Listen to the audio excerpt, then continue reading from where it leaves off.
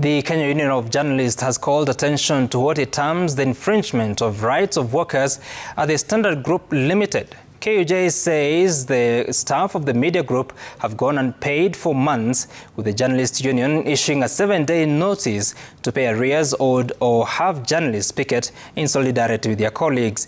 KUJ Secretary General Eric Oduor says it is time for media practitioners to speak in unison as pertains the working environment of journalists in the country.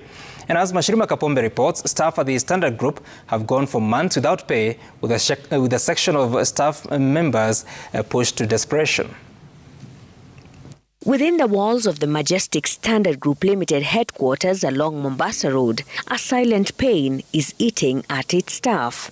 Financial problems at the company have reduced staff to shells of themselves as they work and wait, hoping the end of the month will bring with it money owed to them by the company. In an internal staff communication platform, an anonymous worker threatened the acting CEO that he or she will commit suicide if the company does not pay what is owed to them. A chilling message that a former staffer who spoke on condition of anonymity says he fully understands. It was a very painful experience. You go to work. You don't know even your bus fare. I could even foresee that maybe I'm going to starve, me and my family. I would imagine how I was going to die without food. It is psychological torture. So you had a cycle of borrowing money, borrow, to live. Hoping that money will come in and you pay. So whatever money comes, you pay all the debts, then you start borrowing again. The staffer left the Standard Group for greener pastures, but says it took months for the company to pay money owed. It was somehow a relief at the beginning, because like you're running away from torture. But the pain point was that you have to wait even for that terminal coming in bits. It doesn't really help you. It doesn't help you. A staff communication meeting at Standard Group held Wednesday morning brought to the fore issues that have not only affected service delivery, but also workers' savings. Poor terms of service and non-payment of salaries are now the new threats to press freedom, which, if goes unchecked, the media industry will sink with all the investments that have been made. We cannot be championing and calling for the rights of journalists when the employers themselves are the ones who are violating the rights of journalists.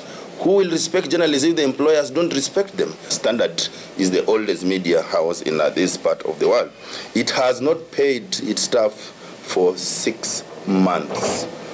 And for some photographers also have not been paid for 10 months. How do you expect these people to meet their financial obligations? The Kenya Union of Journalists, flanked by the Association of Media Women in Kenya and the Association of Freelance Journalists, want the Standard Group compelled to pay its pending bills, giving priority to its staff welfare.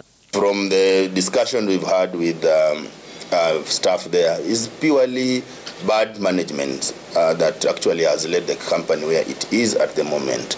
Even savings of the staff there, people saved in the SACCO. People put their money there. The SACCO has collapsed with their money, with their investment, and some of them have invested in this SACCO for 20 years. So all their investments have gone down the drain.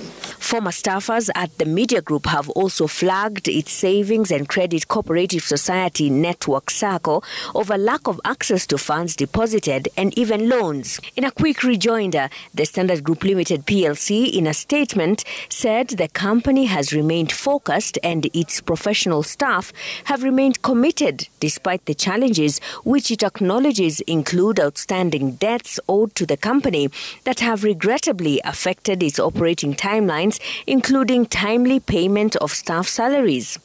The statement continues to say that the company is undertaking various initiatives, including a major cost reduction and efficiency enhancement drive, as well as restructuring of the business to conform to current economic realities. But for staff at the Standard Group, theirs is a grim reality, endured for far too long.